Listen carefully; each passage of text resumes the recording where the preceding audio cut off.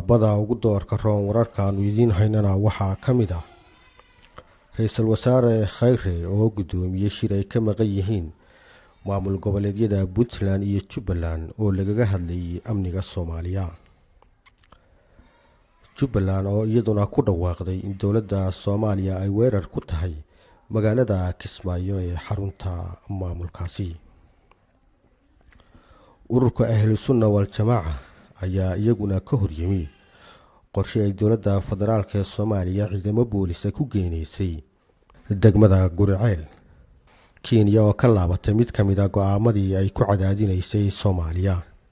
Taliska Amisom waxa uu bilaabay diyaarinta sida ciidamada dowladda federaalka ee Soomaaliya ay ula wareegi lahaayeen amniga dalka oo dhan. kuwaasi waa qodobadii warka ugu doorka roona. haatana ku soo dhawaada warkii oo faahfaahsan.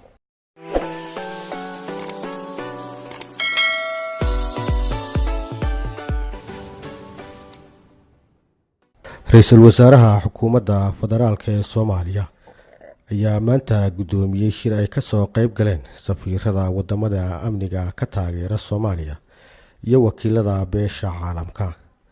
shirkaasi oo lagaga hadlay amniga iyo xoreynta deegaanada ay al-shabaab gacanta ku hayso. shirka ayaa intiisa badan looga dooday dardargelinta howlgallada lagu baacsanayo ururka al-shabaab iyo in kaalmada amni ee dowladaha la saaxiibka Soomaaliya loo qaabeeyo hanaan la jaan qaadaya qorshaha dowladda iyo rabitaanka shacabka Soomaaliyeed si guul looga gaadho dadaalada xoreynta iyo adkeynta ee amniga Soomaaliya. madaxweynayaasha dowlad goboleedyada Koonfur Galbeed iyo Hirshabeelle oo shirka hadal ka jeediyay ayaa sheegay in xoreynta gobolada shabeellooyinku ay muhiim u yihiin kobcinta dhaqaalaha iyo sugidda amniga Soomaaliya, gaar ahaan magaalada Muqdisho. ra-iisul wasaare Xasan Cali Khayre ayaa isna sheegay in dib u habeyn xoogan lagu sameeyay ciidanka xoogga dalka Soomaaliyeed labadii sano ee la soo dhaafay, lana og yahay tirada iyo tayadoodaba, dalkuna uu leeyahay rajo wanaagsan oo dhanka amniga iyo xoreynta ah. waxaanu ra-iisul wasaaruhu wakiilada beesha caalamka u cadeeyay in shacabka Soomaaliyeed ay aad ugu baahi qabaan taageerada amniga. shirka ayaa waxaa ka maqnaa madaxda maamul goboleedyada Puntland iyo Jubbaland oo aan xiriir fiican waqtigan kala dhaxayn dowladda dhexe. dowladda Soomaaliya oo dadaal xoogan ugu jirta sidii mas'uuliyadda amniga ay ula wareegi lahaayeen ciidamada qalabka sida ayaa labadii sano ee la soo dhaafay waxay dib u habeyn ballaaran ku sameynayeen ciidamada qaranka. arrintaasi oo fudaydisay in deegaano badan laga xoreeyo al-shabaab. maamulka uu hogaamiyaha ka yahay Axmed Madoobe ee Jubbaland ayaa ku dhawaaqay in dowladda federaalka ee Soomaaliya ay duulaan ku tahay magaalada Kismaayo ee caasimadda ku meel gaarka u ah maamulka Jubbaland. war-saxaafadeed ka koobnaa dhowr qodob oo ka soo baxay maamulka Jubbaland ayaa looga hadlay arrimaha siyaasadda, amniga iyo bani'aadanimada. ugu horreyn war-saxaafadeedkaasi ayaa lagu sheegay in maalmahan dambe ay al-shabaab falal amni darro ah ka geysatay deegaanada Jubbaland, isla markaana ay 3 qof ku dishay degmada Balad Xaawo. sidoo kale war-saxaafadeedka ayaa lagu sheegay in doorashadii ka dhacday Kismaayo loo maray sida uu qabo dastuurka Jubbaland ayna ahayd doorasho xor iyo xalaal ah, waa sida ay hadalka u dhigeen. ugu dambeyntii maamulka Jubbaland ayaa soo saaray ilaa 3 qodob oo ay ku sheegeen isla markaana ku ogeysiinayaan beesha caalamka iyo shacabka Soomaaliyeedba. qodobadaasi oo ka koowaad uu yahay in dowladda federaalka ee Soomaaliya ay abaabulayso duulaan iyo xasarad dhanka amniga ah oo ku wajahan caasimadda ku meel gaarka ee Jubbaland ee Kismaayo, waxaanay ku wargeliyeen beesha caalamka iyo ummadda Soomaaliyeedba in wixii dagaalkaasi ka dhashay ee khasaare ah ay mas'uuliyaddeeda si rasmi ah u qaadan doonto dowladda federaalka ee Soomaaliya. 2 waxay hay'adaha gargaarka ugu baaqeen inay gargaar degdeg ah la soo gaaraan dadka tabaalaysan ee Jubbaland. 3 waxay beesha caalamka ugu baaqeen in xayiraadda iyo cunaqabateynta ay ku tilmaameen inay tahay mid sharci darraha laga qaado shacabka Jubbaland.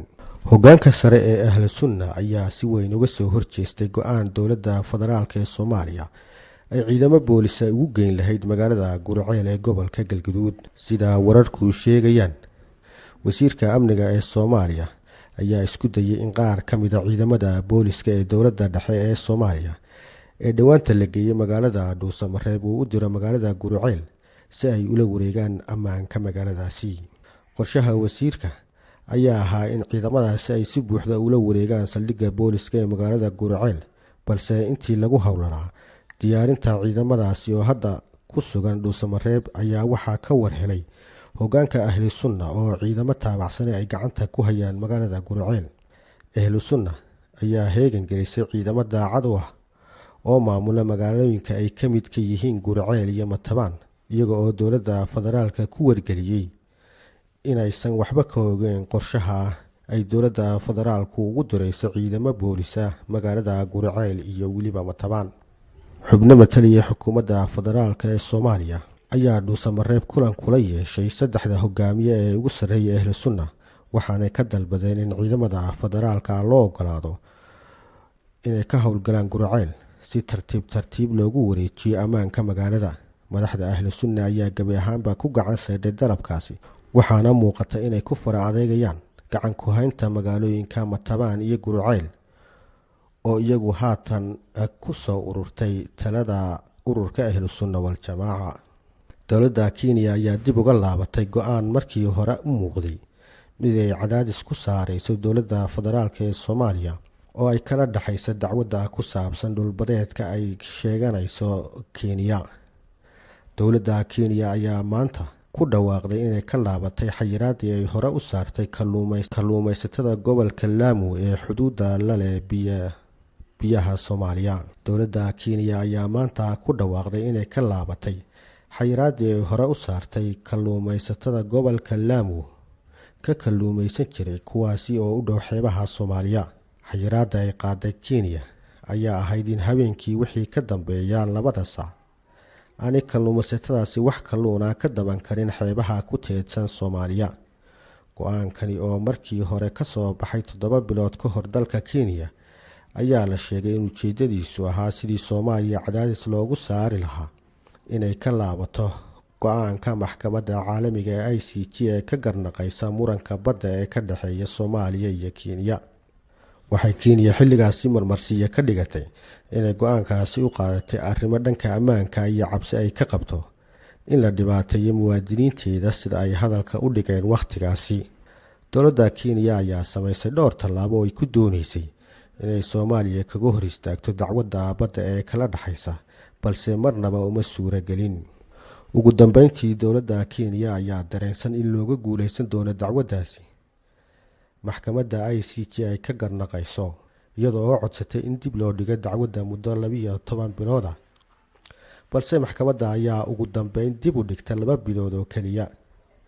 Xiriirka diblomaasiyadeed ee Soomaaliya iyo Kenya ayaa muddooyinkii dambe ahaa mid aad u sii xumaanayay, waxaanay mar kala qaateen safiiradii u kala joogay labada dal, inkastoo markii dambe dib loogu heshiiyey arrintaasi. Taliye ku-xigeenka howlgalka iyo qorsheynta ee ciidamada AMISOM, General Lakara, ayaa booqasho ku tagay xarumaha ciidamada AMISOM si uu qiimeyn ugu soo sameeyo howlaha ciidamada, iyaga oo wada loogu diyaargaroobayo qorshaha kala guurka ee sanadka 2021, xilligaasi oo AMISOM isku diyaarinaysay inay mas'uuliyadda amniga si guud ahaan ugu wareejiso ciidamada xoogga dalka Soomaaliya. Lakara oo ah ku-xigeenka taliyaha AMISOM ayaa booqasho ku tagay qaar ka mid ah xeryooyinka militari ee ciidamada Soomaaliya, ayaa sheegay in AMISOM ay diyaar u tahay sidii ay ciidamada dowladda uga taageeri lahayd sidii ay wadankooda u difaacan lahaayeen. Ciidamada Soomaaliya waxay u baahan yihiin in laga taageero sidii ammaanka guud ee dalka ay ula wareegi lahaayeen.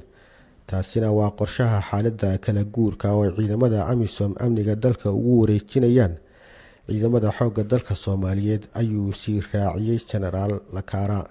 Sidoo kale taliyaha ayaa sheegay inay fulinayaan qorshaha kala guurka Soomaaliya ee ku aadan in sanadka 2021 ay AMISOM ka baxdo Soomaaliya, isla markaana ku wareejiso mas'uuliyadda amniga ciidamada dowladda ee Soomaaliya. General Lakara ayaa booqasho ku tagay magaalooyinka Beledweyne iyo Jowhar ee xarumaha AMISOM ay halkaasi ku leeyihiin ee qaybaha 4 iyo 5, oo ay kala hogaamiyaan ciidamada ka socda wadamada Djibouti iyo Burundi. daawadayaal intaasi waxaa ku dhan wararkii Warshiil TV. tan iyo intaynu ku kulmi doono warkan xiga waxaan idin leenahay assalaamu calaykum waraxmatullaahi wabarakaatuh. fadlan ku samee subscribe channelka Warshiil TV si aad uga mid noqoto dadka sida joogtada ah u hela wararka aanu halkani soo gelino. mahadsanid haddii aad ka mid tahay saaxiibada Warshiil TV.